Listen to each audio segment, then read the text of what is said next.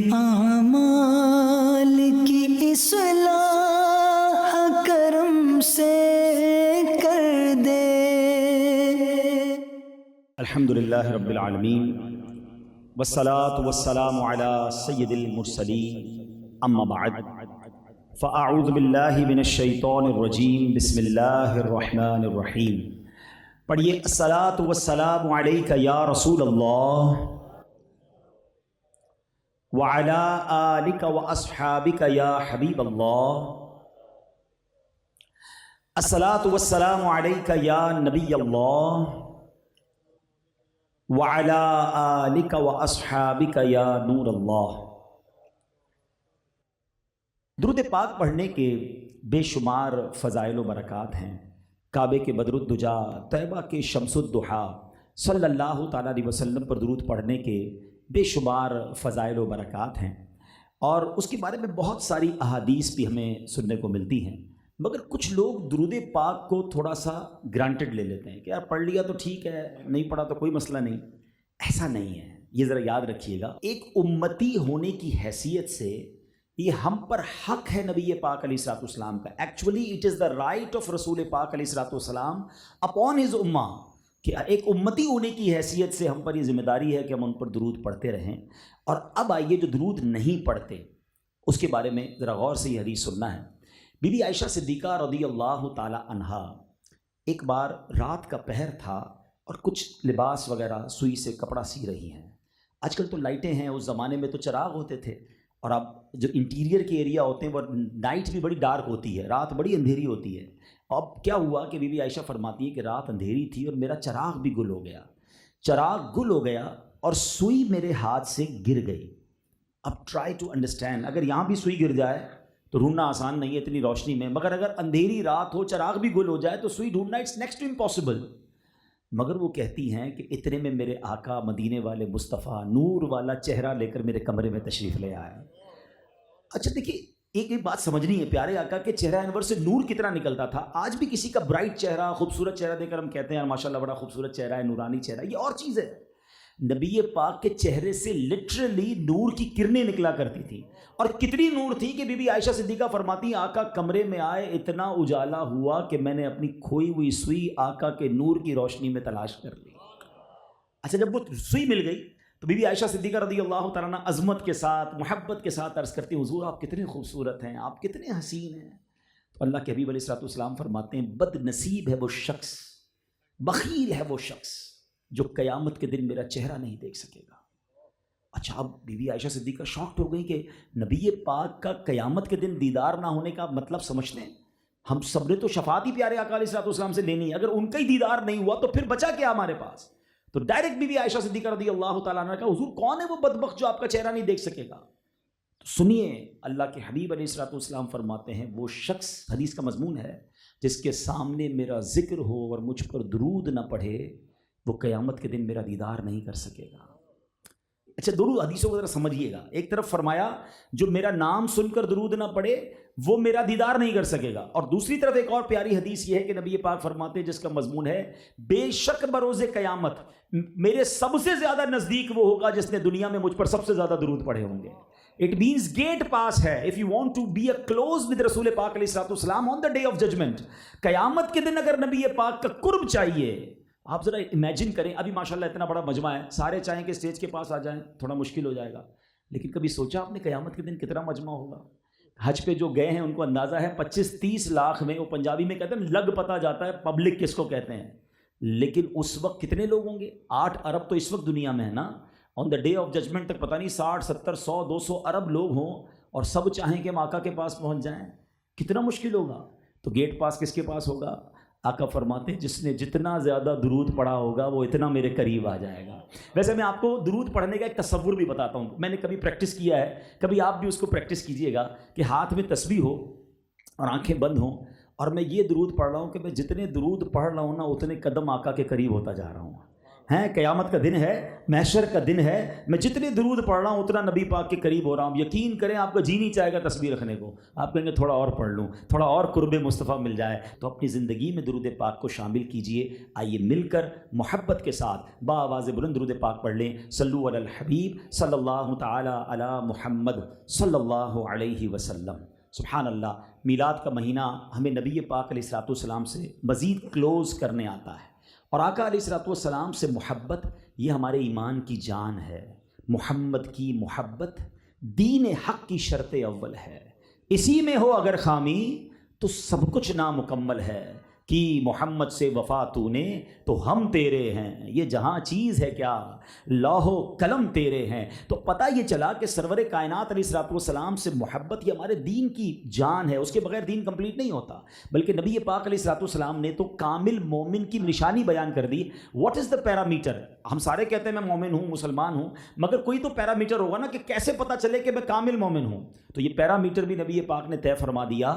آپ فرماتے ہیں لا یؤمن احدکم حتی اکون احب الیہ من والدہ وولدہ والناس اجمعین. آقا فرماتے تم میں سے کوئی اس وقت تک کامل مومن نہیں ہو سکتا. ٹھیک ہے، کب تک؟ جب تک میں اس کے نزدیک، اس کی اولاد، اس کے گھر بار، بلکہ تمام لوگوں سے زیادہ محبوب نہ ہو جاؤں. اٹ مینز محبت بھی کرنی ہے اور ون آف دا ٹاپ کرنی ہے، اس سے زیادہ کسی اور سے محبت نہیں ہو سکتی. تو اب سوال یہ ہے کہ حکم تو مل گیا، مگر کوئی اگزامپل بھی مل جائے کہ محبت کا انداز کیا ہوتا ہے. پیارے آقا علیہ الصلوۃ والسلام سے محبت کس طرح کی جاتی ہے. تو پھر ہمیں نظر کرنی پڑتی ہے ان ہستیوں کی طرف جنہوں نے نبی پاک پر اپنی جانیں قربان کی، جنہوں نے پیارے آقا سے محبت کا حق ادا کیا. اور وہ ہستیاں کون سی ہیں؟ وہ ہستیاں ہیں صحابہ کرام اور اہل بیت اطہار، جن کی سیرت ہمیں بتاتی ہے کہ سرور کائنات سے پیار کیسے کرنا ہے، ان کے احکام پر عمل کیسے کرنا ہے. اور صحابہ کی تو کیا بات ہے. پیارے آقا علیہ الصلوۃ والسلام تمام صحابہ کے بارے میں فرماتے ہیں اصحابی کالنجوم فبأیہم اقتدیتم اہتدیتم. فرماتے میرے صحابہ ستاروں کی مانند ہیں، ان میں سے جن کی بھی اقتدا کرو گے تم فلاح پا جاؤ گے، تم کامیاب ہو جاؤ گے. اور اپنی اہل بیت کے بارے میں کیا فرمایا؟ آقا فرماتے جس کا مضمون ہے کہ میری اہل بیت، میرے خاندان کے لوگ امت کے لیے کشتی نوح کی مانند ہیں، جو اس میں سوار ہو گیا اس کا بیڑا پار ہو جائے گا. اب صحابہ ستارے ہیں اور اہل بیت جو ہے وہ کشتی ہے. قربان جائیے بریلی کے تاجدار امام عشق و محبت اعلیٰ حضرت نے ایک ہی شعر میں ہمارا عقیدہ ہمیں بیان کر دیا. آج کے دور میں پرابلم یہ ہے کچھ لوگ صرف صحابہ کی بات کرتے ہیں، اہل بیت کی بات نہیں کرتے. کچھ صرف اہل بیت کی بات کرتے ہیں، صحابہ کی بات نہیں کرتے. ارے ایمان یہ ہے کہ صحابہ بھی دل میں ہیں، اہل بیت آنکھوں کے تارے ہیں. ہم دونوں سے بڑی پیار کرتے ہیں. اور اعلیٰ حضرت نے ان دونوں حدیثوں کو کیسے جوڑ کر بتا دیا. آپ فرماتے ہیں اہل سنت کا ہے بیڑا پار، اصحاب حضور نجم ہیں اور ناؤ ہے عطرت رسول اللہ کی. کشتی پار ہونے کے لیے ستاروں کا علم ہونا ضروری ہے. راستہ ستاروں سے ملتا تھا، اب یہ پیرامیٹر آ گئے اور جناب وہ کمپاس آ گئے. پہلے کشتی دان جو ہے ستارے سے راستہ پار کرتے تھے. تو اعلیٰ حضرت کہتے ہیں ہمارا بیڑا تو پار ہی لگنا ہے. کشتی اہل بیت ہے، تارے ہمارے صحابہ ہیں، دونوں سے ہمیں پیار ہے، انشاءاللہ اپنا بیڑا پار ہے. تو آج میں کچھ صحابہ کرام کے واقعات جو نبی پاک سے محبت، اسلام سے محبت اور کس طرح پیارے آقا سے ان کا پیار ہوتا تھا وہ میں کچھ واقعات بیان کروں گا تاکہ ہمارے دلوں میں بھی سرور کائنات علیہ الصلوۃ والسلام سے محبت میں اضافہ ہو، صحابہ اور اہل بیت کی محبت میں اضافہ ہو. ابتدائے اسلام میں دیکھیں وی آر ویری لکی. یقین کریں ہم تو پیدا ہوئے مسلمان، ماں باپ مسلمان، پہلی آواز سنی تو اذان کی آواز سنی، ہمارے آس پاس مسجدیں بنی ہوئی ہیں. مگر وہ وقت کیسا تھا جب ایمان لانے پر کتنی تکلیفیں تھیں اور ان کی استقامت کیسی تھی. حضرت عبداللہ بن عباس رضی اللہ تعالیٰ عنہ روایت کرتے ہیں ایک واقعہ، ذرا غور سے سنیے گا، لرزا دیتا ہے یہ واقعہ. کہ روم کی جب جنگ تھی مسلمانوں کے ساتھ صحابی رسول حضرت عبداللہ ابن حذافہ سہمی کو بھی قید کر لیا گیا. اچھا، رومی سردار نے تمام مسلمانوں کو اپنے دربار میں بلایا. حضرت عبداللہ بن حذافہ سہمی سے کہا کہ نصرانی ہو جاؤ، عیسائی ہو جاؤ، ورنہ تمہیں تانبے کی دیگ میں ڈال کر جلا دوں گا. یہ سن کر آپ نے جواب دیا ایسا کبھی ہرگز نہیں ہو سکتا، میں ایمان سے نہیں پھروں گا، میں مذہب نہیں چھوڑ سکتا. تو اب اس نے تیل کا دیگ منگوائی، تیل گرم کیا، تیل ابلنے لگا. تو پھر ایک قیدی کو بلایا، اس کو کہا غیر مسلم ہو جاؤ، نصرانی ہو جاؤ. اس مرد مجاہد نے انتقال کیا. تو سب کے سامنے اس بندے کو اٹھا کر دیگ میں ڈال دیا گیا. دیکھتے ہی دیکھتے سارا گوشت جل گیا، ہڈیاں جو ہیں وہ اوپر تیل کے تیرنے لگیں.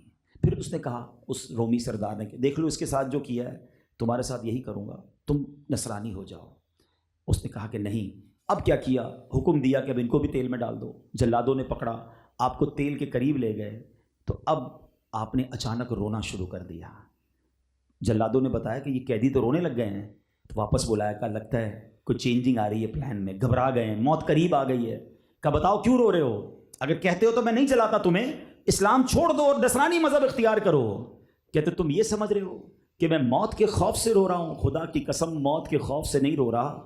میں تو اس لیے رو رہا ہوں کہ میرے جسم میں صرف ایک جان کیوں ہے جو میں دین اسلام پر آج قربان کر رہا ہوں. مجھے تو یہ پسند تھا کہ کاش 100 جانیں ہوتی اور آج ایک ایک کر کے ساری جانیں اللہ کے نام پر قربان کر دیتا.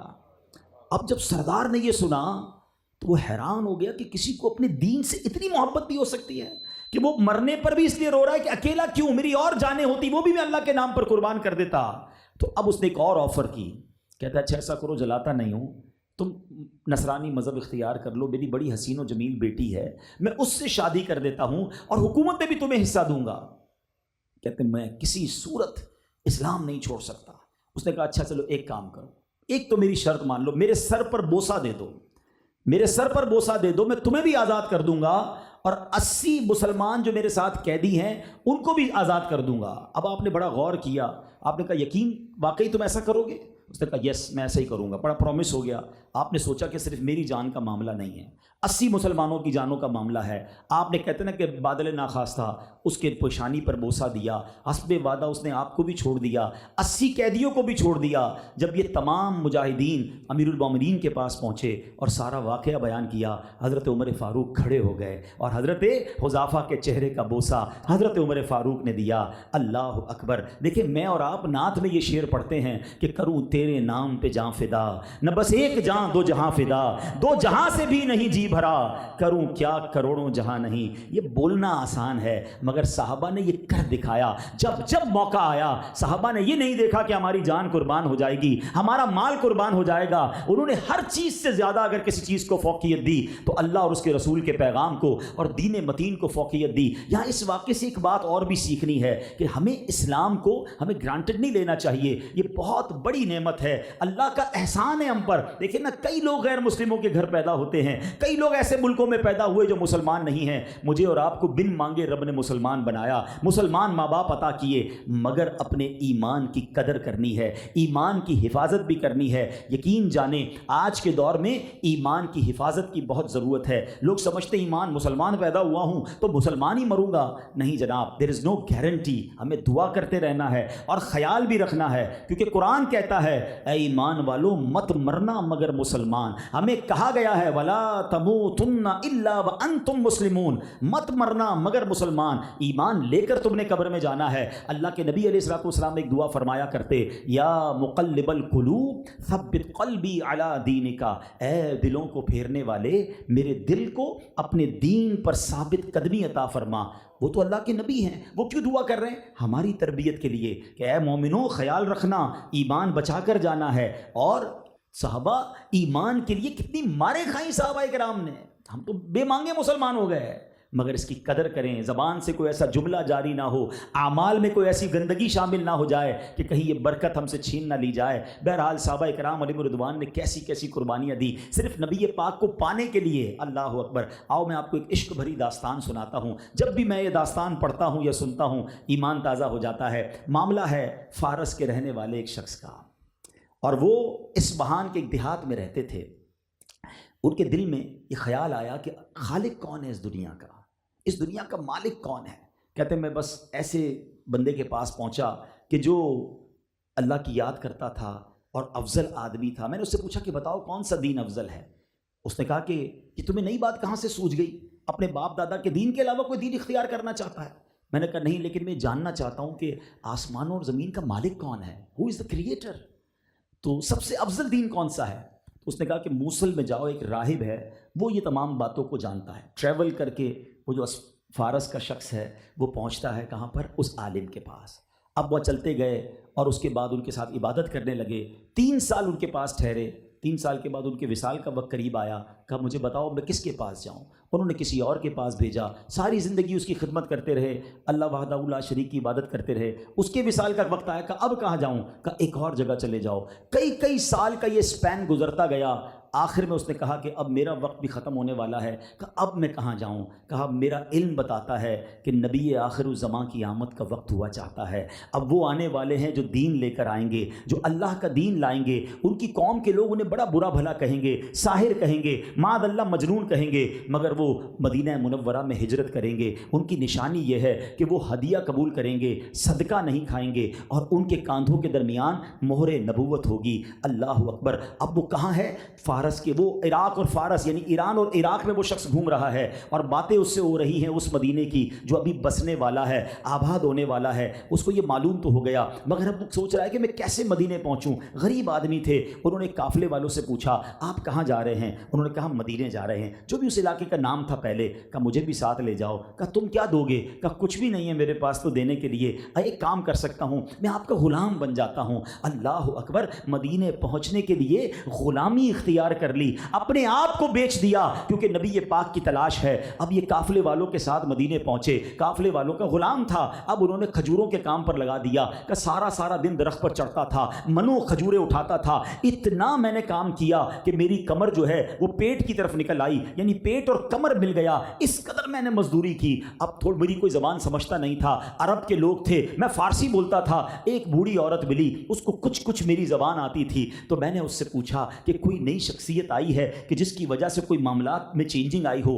کہاں ایک شخص ہے، ابھی مکے سے آئے ہیں، اور یہاں آنے کے بعد وہ اللہ کا نام لیتے ہیں، وحدہ لا شریک کا نام لیتے ہیں۔ کہا یہ بتاؤ ان کی قوم کے لوگ انہیں کیا کہتے ہیں؟ کہا قوم کے لوگ تو سارے ہی خلاف ہیں، کوئی ساحر کہتا ہے، کوئی مجنون کہتا ہے۔ کہا اچھا مجھے یہ بتاؤ میں ان کے پاس کیسے جا سکتا ہوں؟ کہا فلاں جگہ پر موجود ہیں۔ اللہ اکبر۔ یہ مزدور شخص جس نے عرصہ گزارا ہے، کتنا ٹائم گزارا ہے مدینے میں نبی پاک کو تلاش کرنے کے لیے، اب وہ جب نبی پاک کے پاس پہنچتے ہیں، میرے آقا علیہ الصلوۃ والسلام کی بارگاہ میں کچھ کھجوریں لے جاتے ہیں۔ آپ کھجوریں جا کر جب پیش کرتے ہیں تو پیارے آقا ان کھجوروں کو دیکھ کر فرماتے ہیں یہ کیا ہے؟ کہ حضور صدقہ لایا ہوں۔ تو پیارے آقا نے صحابہ کرام سے کہا اب تو آپ سب تناول کر لیں، اب پہلی نشانی پوری ہو گئی کہ یہ صدقہ نہیں کھاتے ہیں۔ دوسرے دن دوبارہ گئے، ایک اور ٹوکری کھجوروں کی لے کر گئے، کہا حضور یہ لایا ہوں۔ کہا یہ کیا ہے؟ کہا حضور ہدیہ لایا ہوں۔ نبی پاک نے خود بھی اس میں سے کھجور تناول فرمائی اور باقی صحابہ میں تقسیم فرما دی۔ دو نشانیاں پوری ہو گئی۔ اب اس کے بعد وہ شخصیت کہتی تیسری نشانی تلاش یہ تھی، مجھے بتایا گیا تھا کہ دونوں کاندھوں کے درمیان مہر نبوت ہے۔ اللہ اکبر۔ کہتے ہیں ایک بار نبی پاک چادر پہنے کھڑے تھے، میں کبھی دائیں جاتا کبھی بائیں جاتا کہ چادر تھوڑی سی اوپر ہو جائے اور میں دیکھ لوں کہ مہر نبوت ہے کہ نہیں۔ میرے آقا نے جب میری بےتابی دیکھی تو مسکرائے اور فرمایا اپنی چادر اتار لی، کہا دیکھ لو جو تم دیکھنا چاہتے ہو۔ دوڑتے ہوئے گئے، نبی پاک کی مہر نبوت بوسہ دیا اور نبی پاک سے سمٹ گئے۔ اللہ اکبر۔ امید ہے آپ پہچان گئے ہوں گے یہ کون سے صحابی ہیں جس انہوں نے اتنا طویل جرنی کی، ایسا تگو دو کر کے آقا کی غلامی اختیار کی، مدینے جانے کے لیے اپنے آپ کو بیچ دیا۔ یہ کوئی اور نہیں، یہ سیدنا سلمان فارسی رضی اللہ تعالیٰ عنہ ہیں۔ آپ نے 350 سال عمر پائی ہے۔ صحابہ کرام میں سب سے لانگ ایج اگر کسی کی تھی تو وہ حضرت سیدنا سلمان فارسی رضی اللہ تعالیٰ عنہ ہیں۔ اب آقا سے ملاقات تو ہو گئی، ایمان تو قبول کر لیا، مگر کہا حضور میں آپ تک پہنچتے پہنچتے بک گیا ہوں، میں غلام بن گیا ہوں، اب میں چاہتا ہوں آپ کے پاس رہوں، مگر حضور میں تو کسی اور کے ہاتھوں سیل ہو چکا ہوں، میں کیسے آؤں آپ کے پاس؟ وقت ملتا نہیں ہے، آقا نے کام پر لگایا ہے۔ اللہ اکبر۔ میرے آقا تو مہربان ہیں، آتا ہے فقیروں پہ انہیں پیار کچھ ایسا، خود بھیک دیں اور خود کہیں منگتا کا بھلا ہو۔ آقا نے فرمایا جاؤ پوچھو تمہارے آقا سے تمہاری کیا قیمت لے گا۔ اللہ اکبر۔ اب جب قیمت پوچھی گئی میرے پیارے اسلامی بھائیوں، وہ قیمت کیا تھی؟ اس زمانے کے لحاظ سے وہ بہت زیادہ ویلیوبل چیز تھی۔ وہ کہتا ہے کہ مجھے کھجوروں کے 300 درخت لگے ہوئے چاہیے جو پھل بھی دیتے ہوں، اور 40 اوقیہ سونا دینا ہے، یعنی کئی تولے سونا بنتا ہے، اور کھجوروں کے 300 درخت۔ یہ ایسی شرط تھی کہ کھجور کا درخت تو دیتا ہی 4-5 سال بعد جا کے پھل ہے، اب اس کو انتظار کرنا پڑتا اگر آج بھی پودے لگاتے۔ اللہ کے نبی سبحان اللہ، آقا نے صحابہ سے کہا آؤ اپنے بھائی کو آزاد کرنے کے لیے کچھ نہ کچھ سونا دو۔ سب صحابہ نے تھوڑا تھوڑا سونا نکالا، 40 اوقیہ سونا بن گیا، مگر اگلی شرط مشکل تھی کہ 300 کھجور لگے ہوئے درخت دینے تھے۔ نبی پاک نے فرمایا جگہ تلاش کرو. جگہ تلاش کی گئی, آقا خود تشریف لے گئے, اپنے ہاتھوں سے سیدنا سلمان فارسی کے باغ میں پودے لگانے لگے. اللہ اکبر. حدیث کی کتابوں میں یہ بات موجود ہے کہ چند ہی دنوں میں یہ درخت بڑے ہوئے, اور ایسے درخت بڑے ہوئے کہ سبحان اللہ اس کے اندر پھل بھی لگنا شروع ہو گئے. جو کام سالوں میں ہونا تھا وہ دنوں میں ہو گیا. اور صحابہ کرام کہا کرتے تھے کہ ہم نے کبھی ایسا غلام نہیں دیکھا, اس غلام کی تو بڑی شان ہے. اور سبحان اللہ نبی پاک نے ان کی قیمت ادا کی اور حضرت سلمان فارسی کو آزاد کروایا. مگر یہ واقعات ہمیں بتاتے ہیں کہ کتنا ڈیفیکلٹ تھا, کتنی تلاش کی گئی ہے پیارے آقا کو ڈھونڈنے میں, اسلام قبول کرنے میں, اور پھر اسلام کو سسٹین کرنے میں. ہم سب کو تو سب فری میں ملا ہے, مگر ہم کیا اس کی قدر کر رہے ہیں؟ اینڈ آف دا ڈے انشاءاللہ ہماری تو تمنا ہے نا کہ ہم صحابہ کرام کے ساتھ جنت میں جائیں. اگر کسی صحابی نے مجھے اور آپ کو روک کر پوچھ لیا کہ ہم نے تو دین کے لیے جانے قربان کی, تم نے کیا کیا ہے, ہمارے پاس کوئی جواب ہے؟ اچھا چلے ہم نے دین کی کوئی خدمت نہیں کی, مگر ایٹ لیسٹ اسلام کو بدنام تو نہ کرے نا. ہمارے مسلمانوں کے افعال اور اعمال ایسے ہو گئے کہ لوگ مسلمانوں کی وجہ سے اسلام کو برا بھلا کہتے ہیں. میرے اسلام میں کوئی فرق نہیں ہے, میرے دین میں کوئی کمی نہیں ہے, میرے آقا کی تعلیمات حق ہیں. ہم اس کو پریکٹس نہیں کر پائے جس کی وجہ سے لوگ اسلام کو برا بھلا کہتے ہیں. تو صحابہ کرام کے یہ واقعات ہمیں بتاتے ہیں کہ صحابہ کرام علیہ رضوان نے کس طرح قربانیاں دیں. اچھا پھر سبحان اللہ ان کو شرف کیسا ملا کہ نبی پاک علیہ الصلوۃ والسلام نے, اب دیکھیں بڑوں کی بڑی باتیں ہوتی ہیں نا. اب نبی پاک علیہ الصلوۃ والسلام کی ایک حدیث سنیں, ہائے ہائے ہائے کیا بات ہے میرے آقا کی. آقا فرماتے ہیں 4 افراد سبقت لے گئے, 4 لوگ آگے بڑھ گئے. حدیث پاک کا مضمون تو یہ بنے گا نا. نمبر 1, میں اپنے بارے میں فرماتے ہیں محمد صلی اللہ تعالیٰ علیہ وسلم ملک عرب میں, سہیب ملک روم سے, سلمان ملک فارس سے, اور بلال ملک حبشہ سے. حضرت بلال حبشہ سے آئے تھے, فرمایا یہ حبشیوں کے سردار ہو گئے. رومی سہیب رومی روم سے آئے, فرمایا یہ روم سے آگے بڑھ گئے. اور فارس سے سلمان آئے, یہ اس سے آگے بڑھ گئے. اپنے آپ کو آقا فرماتے میں عرب میں آگے بڑھا. حالانکہ میرے آقا تو سب کے آقا ہیں, یہ سب اگر آگے بڑھے تو ان کے صدقے آگے بڑھے ہیں. ان کے جو غلام ہو گئے وقت کے امام ہو گئے, نام لیوا ان کے جو ہوئے ان کے اونچے نام ہو گئے. سبحان اللہ. نبی پاک علیہ الصلوۃ والسلام نے ایک اور جگہ ارشاد فرمایا کہ جبریل میرے پاس آئے اور مجھے بتایا کہ اللہ عز و جل میرے 4 صحابہ سے محبت فرماتا ہے. ذرا سوچئے ان کا مرتبہ کیا ہوگا. صحابہ نبی پاک سے محبت کریں یہ تو ٹھیک ہے, اللہ فرما رہا ہے جبریل امین کے ذریعے کہ 4 صحابہ وہ ہیں جن سے رب محبت فرماتا ہے. حاضرین نے عرض کی حضور وہ 4 کون ہیں؟ فرمایا علی, ابو ذر, سلمان اور مقداد رضی اللہ تعالیٰ عنہم. یہ وہ 4 صحابہ ہیں جن سے رب محبت فرماتا ہے. ایک جگہ نبی پاک علیہ الصلوۃ والسلام نے فرمایا جنت 4 صحابہ کی مشتاق ہے. 4 افراد وہ ہیں جن کا جنت انتظار کر رہی ہے. آئے ہائے کیا مرتبہ ہے ان کا. میں اور آپ جنت کی تمنا کیے بیٹھے ہیں, مگر یہ کیسے صحابہ ہیں جن کی جنت انتظار کر رہی ہے. آقا فرماتے علی, سلمان, عمار اور مقداد رضی اللہ تعالیٰ عنہم یہ وہ صحابہ ہیں جن کی جنت بھی مشتاق ہے. اللہ صحابہ کرام کی تربتوں پر کروڑوں رحمتوں کی بارش نازل فرمائے اور ہمیں صحابہ کرام علیہ رضوان کا فیضان نصیب فرمائے, ان کے نقش قدم پر چلنے کی توفیق عطا فرمائے. اچھا صحابہ کرام علیہ رضوان تو بہت عظیم ہستیاں ہیں, مگر انہوں نے ڈیوٹیاں باندھی ہوئی تھی.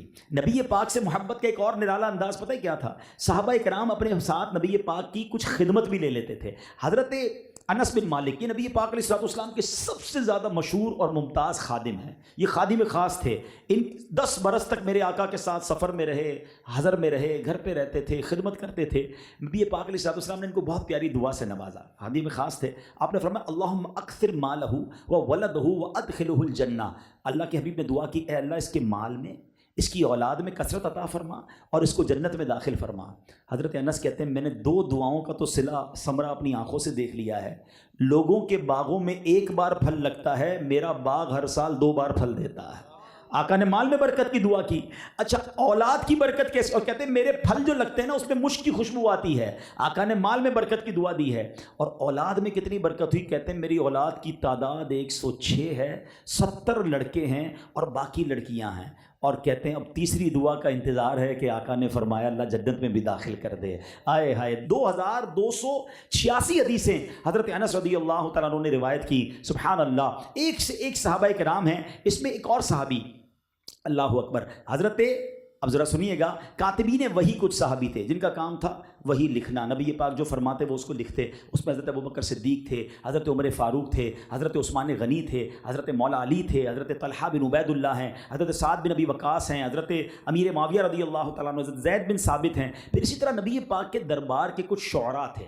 بعض اوقات کچھ کنفیوژن بھی لوگ کریٹ کرتے ہیں کہ یار یہ کیا تم نے نعت خوانی شروع کر دی ہے، یہ کہاں لکھا ہے اور یہ اس کی کوئی دلیل لے کر آؤ، ٹھیک ہے نا۔ پہلے تو ایک بات یہ ہے، آج ایک فارمولہ سمجھ لیں، جب بھی کوئی شخص آپ کو یہ کہے، چاہے آپ میلاد منا رہے ہیں، پرچم لگا رہے ہیں، لائٹنگ کر رہے ہیں، یا واٹ ایور آپ کوئی اچھا کام کر رہے ہیں اور وہ آپ کو کہتا ہے یہ کہاں لکھا ہے، دیکھیں پہلے ایک بات سمجھ لیں کہ شریعت میں، قرآن میں، حدیث میں انڈوز کی لسٹ ہے، ناجائز اور حرام کی لسٹ ہے، جائز کی لسٹ نہیں ہے، یہ بات پہلے سمجھ لیں۔ یہ نہیں کرنا، تو جو نہیں کرنا اس کے بعد جو چیزیں ہیں وہ ساری جائز ہو گئیں۔ اب ہمیں یہ نہیں بتایا گیا کہ بھائی شربت پی سکتے ہیں کہ نہیں، کولڈ ڈرنک پی سکتے ہیں کہ نہیں، ہمیں یہ بتا دیا شراب نہیں پی سکتے، تو شراب کے علاوہ باقی مشروب کیا ہو گئے، وہ سارے جائز ہو گئے۔ تو جو حرام ہے وہ لکھا ہوا ہے، آپ سے کوئی کہے یہ کیوں کرتے ہو، کہاں لکھا ہے، تو آپ کہے یہ بتاؤ کہاں لکھا ہے کہ نہیں کر سکتے۔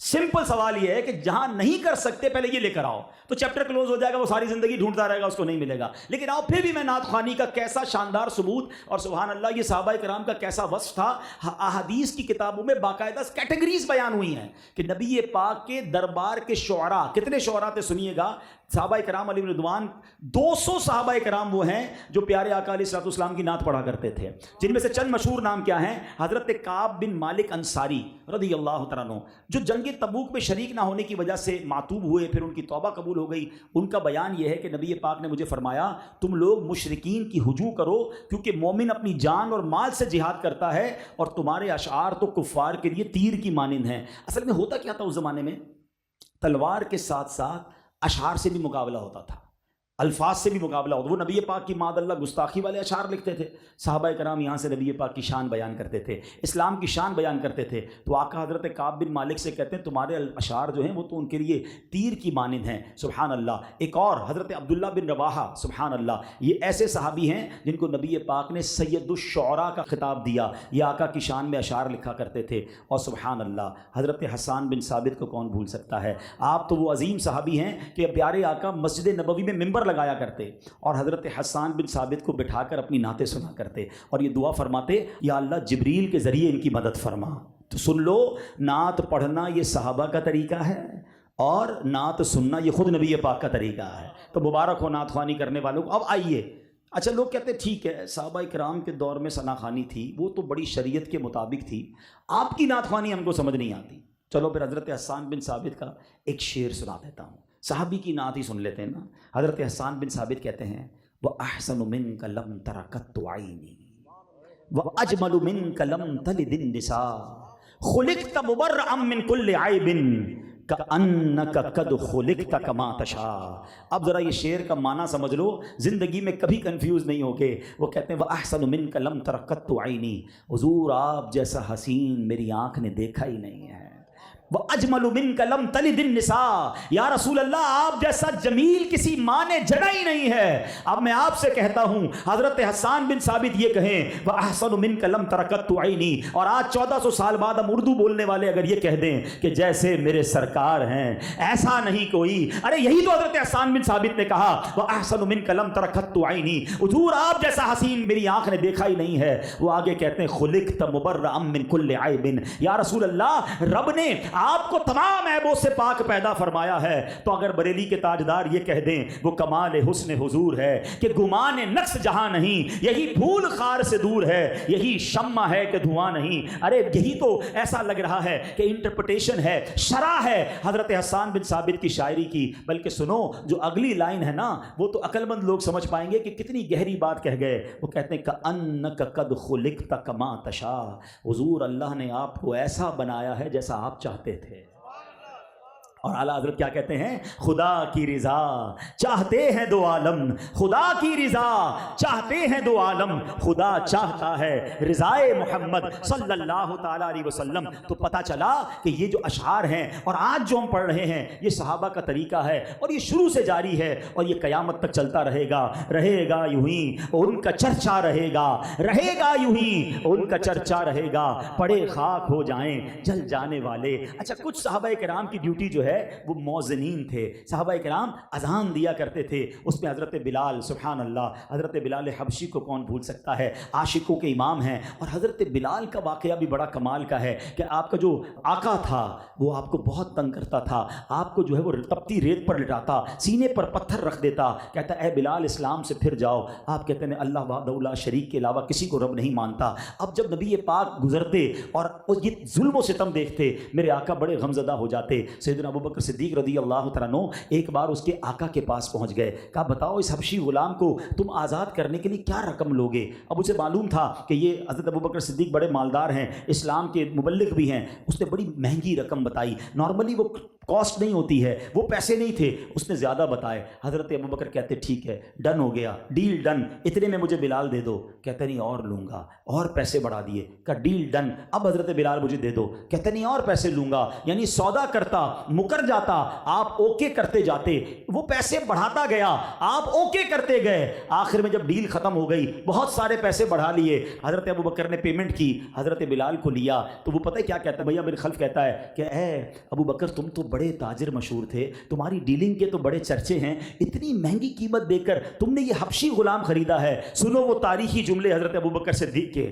آپ کہتے تم کیا جانو بلال کیا ہے, تمہیں کیا معلوم بلال کی قیمت کیا ہے, ارے تم اس سے زیادہ بھی مانگتے میں تمہیں وہ بھی دیتا اور اس کو لے کر جاتا. اب حضرت بلال کو لے کر بارگاہ رسالت میں پہنچتے ہیں, اللہ کے حبیب کی بارگاہ میں پیش ہوتے, حضور بلال کو لایا ہوں, بلال کو آزاد کر کے لایا ہوں. سنو میرے آقا کتنے خوش ہوئے, فرماتے ہیں ابوبکر آج تم نے بلال کو خریدنے میں جو رقم خرچ کی ہے کچھ میری رقم بھی اس میں ملا لو, تھوڑے پیسے میرے بھی ملا لو. حضرت ابوبکر کہتے ہیں حضور میرا تو سب کچھ آپ کا ہے, میرا جو بھی مال ہے حضور آپ کا ہے. اے میرے پیارے اسلامی بھائیوں, ان صحابہ سے ہم کیوں نہ محبت کریں جنہوں نے سرور کائنات علیہ الصلوۃ والسلام سے محبت کا ہمیں سلیقہ سکھایا, ہمیں طریقہ بتایا کہ آقا علیہ الصلوۃ والسلام پر جان کیسے قربان کرنی ہے, نبی پاک کے فرمان پر عمل کیسے کرنا ہے. انہوں نے گھر بار نہیں دیکھا, انہوں نے بس نبی پاک کو دیکھا, اور یہی ایمان کی اصل ہے. آخری بات کر کر اپنی گفتگو ختم کرتا ہوں. غزوہ احد کا موقع ہے, اور یہ آپ اگر جو ماشاءاللہ مدینے گئے ہیں, اللہ کرے کہ جلدی جلدی پھر ہم مدینے شریف جائیں, بار بار جائیں. آپ نے جب جبل احد دیکھا ہے وہ مسجد نبوی شریف سے کافی دور ہے, اس ٹائم وہ سٹی سے باہر تھا, شہر مدینہ اتنا ہی تھا جتنی اب مسجد نبوی شریف ہے. اب احد میں لڑائی ہو رہی ہے, عورتیں مدینے میں ہیں, باقی لوگ وہاں پر جنگ ہو رہی تھی, غزوہ احد ہو رہا ہے. اب غزوہ احد کے دوران ایک ایسا وقت آیا کہ شیطان نے یہ افواہ اڑا دی کہ نبی پاک علیہ الصلوۃ والسلام معاذ اللہ شہید ہو گئے ہیں. اچھا جب وہاں یہ افواہ پھیلی تو بہت سارے صحابہ دل برداشتہ ہو گئے کہ جن کے لیے لڑتے تھے وہی نہ رہے, اب ان کی کیفیت الگ ڈاؤن ہو گئی. اور یہاں مدینے میں خبر پہنچی تو ایک بوڑھی خاتون وہ دوڑنا شروع ہوئی. اب ذرا امیجن, تھوڑا نقشہ بناؤ کہ مسجد نبوی شریف سے کوئی دوڑتا ہوا احد کی طرف جا رہا ہے, یہ دوڑنا شروع ہوئی. راستے میں ایک شخص ملا, کہاں جا رہی ہو, یہ بتاؤ نبی پاک خیریت سے, کیا تمہیں معلوم ہے کہ تمہارے بھائی شہید ہو گئے ہیں؟ کہ مجھے اس کی کوئی پرواہ نہیں, بتاؤ میرے آقا کیسے ہیں. دوڑتے ہوئے آگے جا رہی. ایک اور بندہ ملا, کہ خاتون کہاں چلی, کہ میرے آقا کا دیدار کرنا ہے. کہ تمہیں معلوم ہے تمہارے والد شہید ہو گئے ہیں؟ کہ مجھے اس کی کوئی پرواہ نہیں, بتاؤ میرے آقا کیسے ہیں. اور تھوڑا آگے گئی تو کسی نے کہا تمہیں معلوم ہے تمہارے شوہر بھی شہید ہو گئے ہیں؟ کہ مجھے کوئی پرواہ نہیں, بتاؤ میرے آقا کیسے ہیں.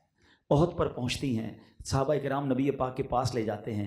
نبی پاک کا دیدار کر کے وہ صحابیہ کہتی ہیں کل مصیبت بعدک جلل, حضور آپ سلامت ہیں تو پھر ساری مصیبتیں ہیج ہیں, آپ سلامت ہیں تو پھر مجھے کوئی فکر نہیں ہے. یہ لیول تھا عشق کا, یہ لیول تھا محبت کا صحابہ کرام علیہم رضوان کا. تو اے میلاد منانے والو, اے نبی پاک کی ولادت کی خوشی منانے والو, ہم اپنے آپ کو چیک کریں کہ میرے دل میں محبت رسول کا لیول کیا ہے. اچھا دعویٰ ہم سب کا ہے, ہاں ہم سب دعویٰ کرتے ہیں کہ غلامی رسول میں موت بھی قبول ہے, بہت اچھا دعویٰ ہے, مگر چیک کریں کہ یہ صرف زبانی دعویٰ تو نہیں ہے. کیونکہ جس کو غلامی رسول میں موت بھی قبول ہے اس کو نماز بھی تو قبول ہونی چاہیے نا, اس کو سچ بولنا بھی تو قبول ہونا چاہیے, اس کو وعدہ پورا کرنا بھی تو قبول ہونا چاہیے. موت کی تو باری آتی نہیں, اسے نعرے لگا دیتے ہیں. کوئی یہ بھی تو نعرہ لگائے کہ غلامی رسول میں 5 وقت نماز بھی قبول ہے, آج سے سچ بولنا قبول ہے, مسلمانوں کو قرضہ لے کر وقت پہ لوٹانا قبول ہے, میں اپنا وعدہ کروں گا تو وہ پورا کرنا بھی قبول ہے. پیارے آقا کی سیرت پر کون عمل کرے گا؟ ہم دعویٰ کر رہے ہیں اور عمل کدھر ہے؟ یعنی دیکھیے پرابلم پتہ ہے کیا ہے, ہم زبانی دعویٰ کر رہے ہیں, مزہ پتہ ہے کیا ہے, مجھے یہ کہنا نہ پڑے میں غلام مصطفیٰ ہوں, مجھے دیکھ کر پتہ چل جائے کہ میں کس کا غلام ہوں. شاعر کہتا ہے نا فنا اتنا تو ہو جاؤں میں تیری ذات عالی میں, فنا اتنا تو ہو جاؤں میں تیری ذات عالی میں, جو مجھ کو دیکھ لے اس کو تیرا دیدار ہو جائے. آج کچھ مسلمان ایسے ہیں بدقسمتی کے ساتھ پاکستان میں بھی اور انٹرنیشنلی زیادہ کہ جن کو تعارف کروانا پڑتا ہے کہ میرا نام یہ ہے اور میں مسلمان ہوں. بندہ پھر سلام کرتا ہے, اچھا یار دکھنے میں تو نہیں لگ رہا تھا, نہ باتیں مسلمانوں والی, نہ چہرہ مسلمانوں والا, نہ کردار مسلمانوں والا. مجھے کیوں تعارف کروانا پڑے بھائی؟ مجھے دیکھ کر پتہ چل جائے میں کس کا امتی ہوں. مجھ سے کوئی کاروبار کرے تو اسے پتہ چل جائے کہ اتنا سچا, اتنا ایماندار, اتنی وفاداری کے ساتھ کام کرنے والا یہ مسلمان. سبحان اللہ, یہ ہے اسلام. دیکھیں یہاں مجھے بہت سارے ماشاءاللہ چہرے پہ داڑھی والے بھی نظر آ رہے ہیں, کچھ لوگوں کے سروں پر امامہ ہے, بہت اچھی بات ہے, یہ بڑی اچھی بات ہے. لیکن میں اگر آج ایک چھوٹا سا ٹیسٹ لوں نا, میں نے ایک بار لیا بھی تھا ایک بیان میں کہ ذرا چلیں کھڑے ہو کے ایک ایک سنت بتائیں. آپ یقین کریں پتہ ہے سنتیں کون سی بتاتے ہیں ہم؟ سیدھے ہاتھ سے کھانا سنت ہے, بیٹھ کر پانی پینا سنت ہے, داڑھی رکھنا سنت ہے, امامہ پہننا سنت ہے, کنگھا کرنا سنت ہے, تیل لگانا سنت ہے. بالکل ایسا ہی ہے, یہ ساری سنتیں کرنی چاہیے, I am not denying them. مگر کیا سچ بولنا سنت نہیں ہے؟ غصے پر قابو پا کر کسی کو معاف کر دینا سنت نہیں ہے؟ پڑوسی کا حق ادا کرنا سنت نہیں ہے؟ کاروبار میں حلال کمانا سنت نہیں ہے؟ کسی سے رقم لے کر ٹائم پہ لوٹانا سنت نہیں ہے؟ ذرا غور کریں. ہم سراپے کی سنتوں پر تو عمل کرتے ہیں, اچھی بات ہے, کرنی چاہیے, مگر کردار کی سنتوں پر کون عمل کرے گا؟ اپنے گھر والوں کے ساتھ لوگ بعض اوقات باہر تو بڑے اچھے بن رہے ہوتے ہیں, بڑے خوش اخلاق, بڑے ویل مینرڈ, گھر میں لڑائی جھگڑے ہنگامہ, جب گھر میں جاؤ ان کے جناب مار کٹائی ہو رہی ہے. یہ کون سا طریقہ؟ یہ اسلام نہیں ہے. آپ کو پتہ ہے پیارے آقا علیہ السلام نے کیا فرمایا کہ تمہارے حسن اخلاق کا سب سے زیادہ حقدار, موسٹ امپورٹنٹلی سب سے زیادہ حقدار تمہارے گھر والے ہیں. بلکہ یہاں تک نبی پاک نے فرمایا کہ تم میں بہترین وہ ہے جو اپنے گھر والوں کے ساتھ بہترین ہے. اور پھر آقا آگے فرماتے سن لو, میں تم سب سے زیادہ اپنے گھر والوں کے ساتھ بہترین ہوں. اپنی ایگزامپل بھی پیش فرما رہے ہیں کہ ہم اپنے گھر والوں کے ساتھ اچھے ہیں. میں یہ جو آج پیغام لے کر آیا ہوں نا کہ صحابہ کرام کی باتیں تو ہم نے سنی, مزہ بھی بہت آیا, دل میں ایمان بھی تازہ ہوا, مگر اس بار ایک سوال کریں اپنے آپ سے کہ یار یہ جو میلاد آیا اس کے بعد میری ذات میں فرق کیا آیا؟ مجھے میرا کوئی دوست بتایا یار تم بڑے ہمبل ہو گئے ہو, اب لڑتے نہیں ہو. بس یار نبی پاک کا میلاد آیا, میرے آقا تو دشمنوں کو معاف کر دیتے, میں نے بھی اب معافی اختیار کر لی ہے. یار آپ سچ بولنے لگے, کوئی ہمیں کہے تو ہم کہیں بس یار سچے آقا کا امتی ہوں, ان کا میلاد آیا, اب سے جھوٹ سے توبہ کر لی ہے. آپ نے حرام کمانا چھوڑ دیا, ارے بس نبی پاک کا میلاد آیا اور میرے آقا تو حلال کا درس دے کر آئے. آقا فرماتے من غش فلیس منا, جو دھوکہ دے وہ ہم میں سے نہیں. میں مسلمان ہو کے کیسے دھوکہ دے سکتا ہوں؟ میں نے ملاوٹ, دھوکہ, یہ سارے کام چھوڑ دیے.